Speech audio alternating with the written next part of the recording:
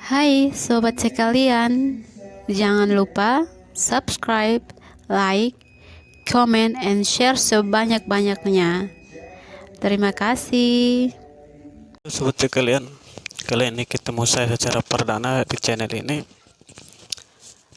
Dalam perdana ini, saya membahas tentang perhelatan politik pada Pilkada serentak tanggal 9 Desember 2020 kemarin, yakni di Provinsi Nusa Tenggara Timur terdapat 9 kabupaten, yaitu Kabupaten Malaka, Kabupaten Belu, dan Kabupaten Timur Tengah Utara, Kabupaten Saburai, Kabupaten Sumba Timur, Kabupaten Sumba Barat, Kabupaten Manggarai, Kabupaten Manggarai Barat, dan Kabupaten Ngada.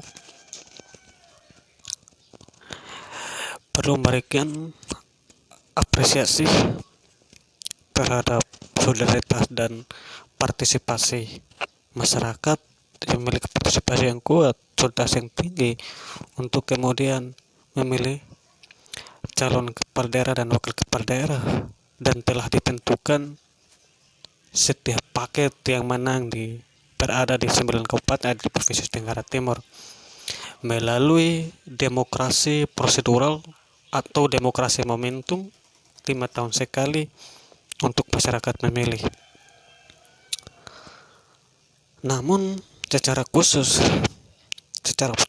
dalam perdana ini saya akan membahas tentang situasi perhelatan politik tanggal 9 Desember 2020 kemarin itu di NTT, yakni mengambil salah satu kabupaten, itu Kabupaten Malaka.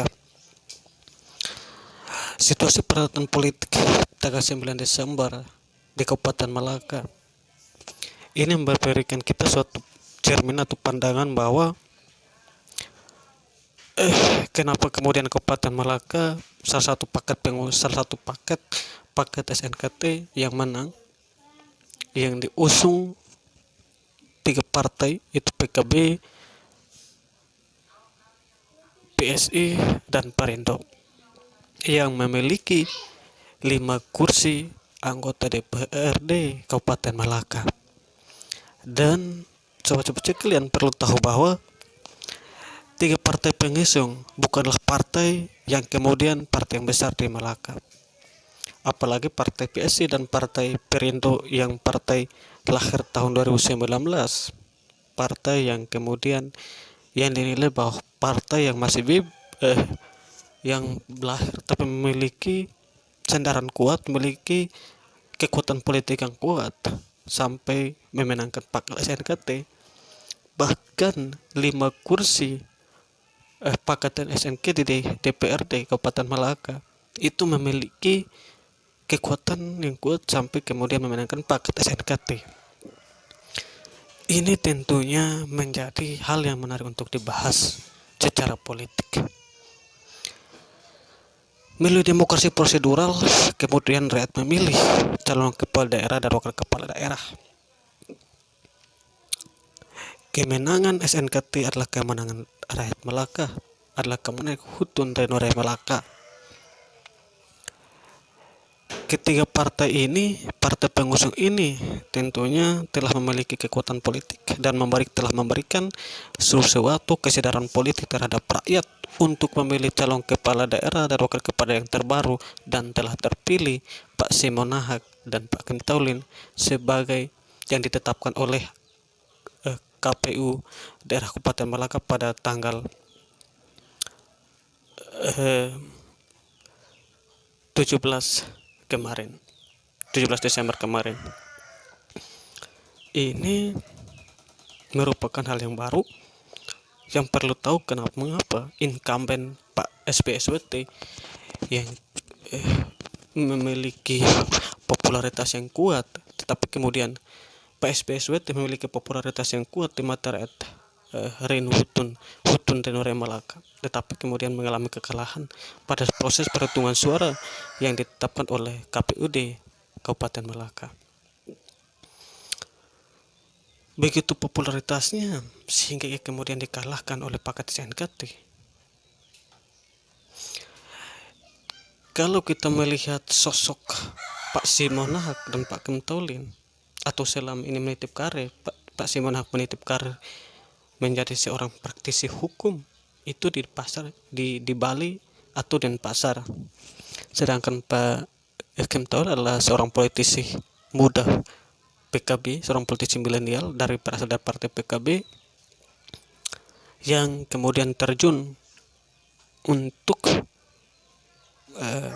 meramaikan situasi perhelatan politik di Kabupaten Malaka. Ini tentunya menarik. Pak Simonahak menitip karir dan ia dibesarkan oleh karir di Denpasar atau di Bali. Sedangkan Pak Kim Tol adalah politisi muda yang kemudian terjun dalam pilkada Kabupaten Malaka, yang kemudian mengalahkan paket SPSWT atau paket Dr. Stefanus Wariasiran dan Pak Wandilin Stolin. Tentunya ini adalah suatu kesadaran politik rakyat Hutun Renure Malaka untuk memilih yang terbaik. Karena sesungguhnya politik adalah panglima tertinggi kemanusiaan untuk memberikan rasa kemanusiaan terhadap Hutun Renure Malaka. Konsep kemanusiaan yang perlu dibuat adalah konsep kemanusiaan yang berbudaya. Konsep kemanusiaan yang kemudian memberikan kesejahteraan terhadap rakyat Malaka. Konsep kemanusiaan yang kemudian dalam lingkup budaya Malaka adalah hak hak taek Sabete Saladi, yang dalam kebudayaan adat Usiwe Hali. Itulah mengapa panglima politik tertinggi adalah kemanusiaan. Mengutip kata Prof. Magni Suseno, dia bilang, pemilu bukan memilih yang terbaik, tapi memilih yang terburuk berkuasa.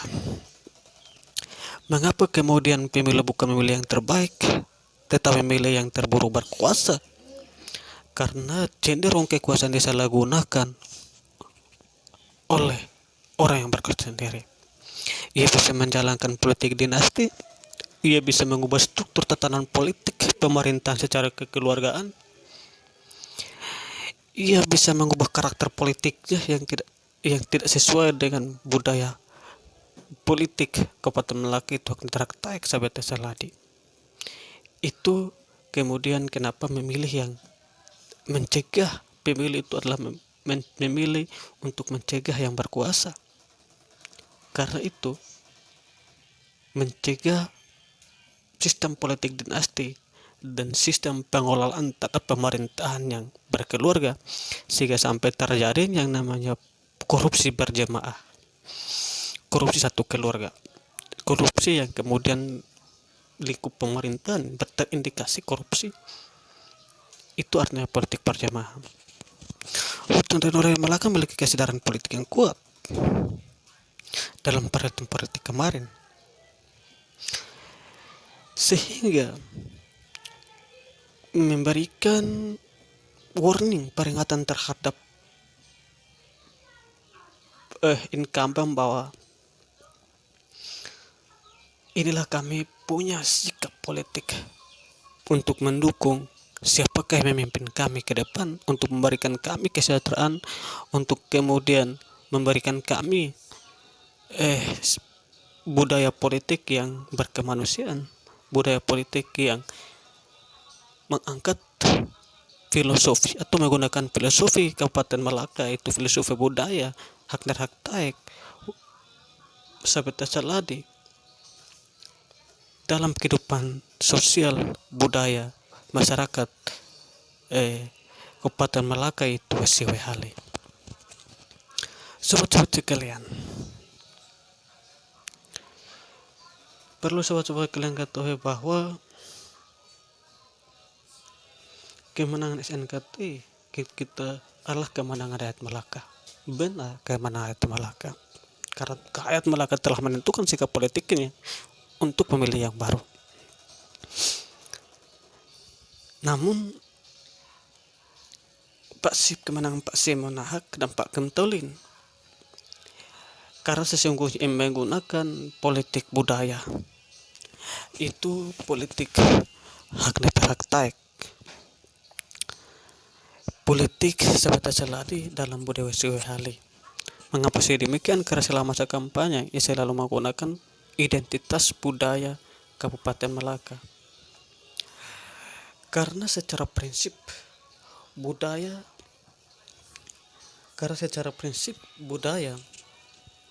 adalah suatu identitas terakhir yang memungkinkan lahirnya sebuah peradaban manusia. Sebab peradaban manusia adalah suatu proses untuk kemudian tetap merawat, menghidupkan manusia, menjunjung tinggi nilai kemanusiaan. Maka dinamika tentang kehidupan manusia yang berbudaya perlu kemudian dijaga dan ditumbuhkan agar budaya itu selalu ada, karena lahir dari nenek moyang itu nenek moyang. Meminjam istilah Karl Marx bilang bahwa dinamika lah yang melahirkan sejarah manusia dan kemanusiaan. Oleh karena itu politik adalah panglima tertinggi kemanusiaan. Sehingga kemenangan SNKT adalah kampanye menggunakan identitasnya sebagai orang yang kemudian memberikan citra politik berbudaya yang baik, citra politik berbudaya yang menjunjung tinggi harkat dan martabat kemanusiaan, mengangkat harkat dan martabat Renurai Malaka. Berbicara soal konsep filosofis seperti tadi, itu soal solidaritas kemanusiaan, rasa persaudaraan, rasa saling gotong royong, rasa saling menjunjung tinggi nilai-nilai kemanusiaan dalam budaya Hali, dalam filosofi budaya seperti seladi. Kemudian hak netar hak taek adalah menjunjung tinggi, mengangkat harkat dan martabat kemanusiaan, harkat dan martabat Hutun Renurai Malaka. Oleh sebab itu, saudara-saudara sekalian, kita partisipasi politik rakyat Malaka telah memberikan sikap politik terhadap Pak Simon Nahak, mendukung Pak Simon Nahak dan Pak Kem Tolin, dan telah memilihnya dan telah menghantar Pak Simon Nahak dan Pak Kem Tolin